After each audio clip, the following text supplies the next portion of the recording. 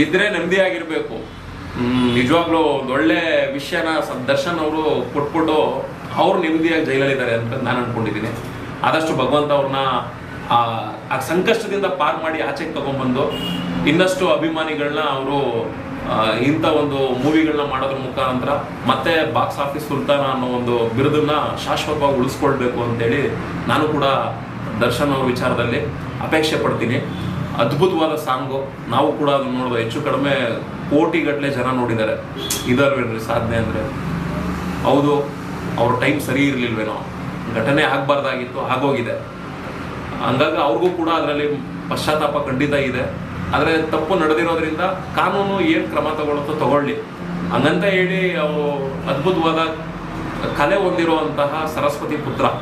ಯಾಕೆಂದರೆ ತುಂಬ ಕಷ್ಟಪಟ್ಟು ಮೇಲ್ ಬಂದಿರೋವಂಥವ್ರು. ಮತ್ತು ಆ ವ್ಯಕ್ತಿ ಬೇರೆ ಬೇರೆ ಫಿಲಮ್ ಅಂದರೆ ಬೇರೆ ಬೇರೆ ಅನ್ಯ ತಮಿಳ್ನಾಡು ಆ ರೇಂಜಲ್ಲಿ, ಆಂಧ್ರ ಈ ಥರ ಓದೋರೇ ಅಲ್ಲ. ನಮ್ಮ ಕರ್ನಾಟಕ, ನಮ್ಮ ಕನ್ನಡಿಗರು. ನಾನು ಪಕ್ಕಾ ಲೋಕಲ್ಲು ಅನ್ನೋ ರೀತಿಯಲ್ಲಿ ಅದ್ಭುತವಾಗಿ ಆ ಸಾಂಗಲ್ಲಿ ಹೇಳಿದ್ದಾರೆ. ಇದ್ರೆ ನೆಮ್ಮದಿಯಾಗಿರ್ಬೇಕು ಅನ್ನೋ ರೀತಿಲಿ ಒಂದೊಳ್ಳೆ ಸಂದೇಶನೂ ಕೂಡ ಕೊಟ್ಟು ಹೋಗಿದ್ದಾರೆ. ಇನ್ನು ಮುಂದೆ ಖಂಡಿತ ಅವರು ನೆಮ್ಮದಿಯಾಗಿರೋವಂಥ ರೀತಿಲಿ, ಆಮೇಲೆ ಅವರೇ ಹೇಳಿದ್ದಾರೆ ನಮ್ಗೆ ಇನ್ಯಾರ ಸವಾಸನೂ ಬೇಡ ಅನ್ನೋ ರೀತಿಲಿ ಬದಲಾಗಿರ್ತಾರೆ. ಭಗವಂತ ಅವ್ರನ್ನ ಆದಷ್ಟು ಬೇಗ ಆ ಸಂಕಷ್ಟದಿಂದ ಪಾರ್ ಮಾಡಿ ಕಳಿಸ್ಕೊಟ್ಬಿಟ್ರೆ ಇನ್ನಷ್ಟು ಕೂಡ ಅಭಿಮಾನಿಗಳಿಗೆ ಮನೋರಂಜನೆ ಕೊಡೋದ್ರಲ್ಲಿ ಅವರು ಮುಂಚೂಣಿಗೆ ಬಂದೇ ಬರ್ತಾರೆ. ಯಾಕೆ ಅಂದರೆ ಇವತ್ತು ಸಾಕಷ್ಟು ಜನ ಈ ಕರ್ನಾಟಕದ ಚಲನಚಿತ್ರದಲ್ಲಿ ಈ ಚಲನಚಿತ್ರ ಮಂಡಳಿ ಆಗಿರ್ಬೋದು ಮತ್ತು ಸಾಕಷ್ಟು ಜನ ಕಲಾವಿದರುಗಳಾಗಿರ್ಬೋದು, ಅವರ ಒಂದು ಪರಿಶ್ರಮದಿಂದನೂ ಕೂಡ ಎಷ್ಟೋ ಜನಕ್ಕೆ ಹೊಟ್ಟೆಪಾಡು ನಡೀತಾ ಇದೆ. ಆಗಬಾರ್ದಾಗಿತ್ತು, ಕಹಿ ಘಟನೆ ಆಗಿದೆ. ಖಂಡಿತ ಇನ್ನು ಮುಂದೆ ಅವ್ರಿಗೆ ಭಗವಂತ ಒಳ್ಳೇದು ಮಾಡಲಿ.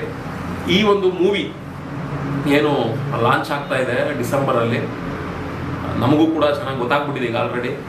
ಅದ್ಭುತವಾಗಿ ಈ ಒಂದು ಭರ್ಜರಿ ಕಲೆಕ್ಷನ್ ನೀಡೋದ್ರ ಮುಖಾಂತರ ದರ್ಶನ್ ಅವರು ಕಾನೂನೇನಾದರೂ ಅಷ್ಟರಲ್ಲಿ ಬಿಡುಗಡೆ ಮಾಡಿದ್ರೆ ಬೇಲ್ ಮೇಲೆ ಬರಲಿ. ಒಂದು ವೇಳೆ ಬಿಡುಗಡೆ ಮಾಡಿಲ್ಲ ಅಂದ್ರೂ ಅವರು ಜೈಲಲ್ಲೇ ಇದ್ರೂ ಸಹ ಈ ಒಂದು ವಿಜೃಂಭಣೆ ಮತ್ತು ಆ ಒಂದು ರೀಚು ಮತ್ತೆ ಬಾಕ್ಸ್ ಆಫೀಸು ಒಡಿಸ್ ಮಾಡ್ತು ಅನ್ನೋ ಒಂದು ಸದ್ದು ಖಂಡಿತ ದರ್ಶನ್ ಅವ್ರಿಗೆ ಬಿದ್ದೇ ಬೀಳುತ್ತೆ. ಆಗ ಅವ್ರು ಇನ್ನಷ್ಟು ಕೂಡ ಖುಷಿ ಪಡ್ತಾರೆ. ಆದಷ್ಟು ಭಗವಂತ ಅವ್ರು ಒಳ್ಳೇದು ಮಾಡಲಿ ಅಂತ ಹೇಳ್ತಾ, ಡೆವಿಲ್ ಕರ್ನಾಟಕದ ಜನತೆಯ ಮಾತಾಗಿ ಶಾಶ್ವತವಾಗಿ ಉಳ್ಕೊಳ್ಳುವಂಥ ಒಂದು ಒಳ್ಳೆ ಚಿತ್ರ ಆಗಿ ಜನಕ್ಕೆ ಮನೋರಂಜನೆ ಕೊಡಲಿ ಅಂತ ಈ ಮುಖಾಂತರ ಕೇಳ್ಕೊಳ್ತೀನಿ. ಧನ್ಯವಾದ.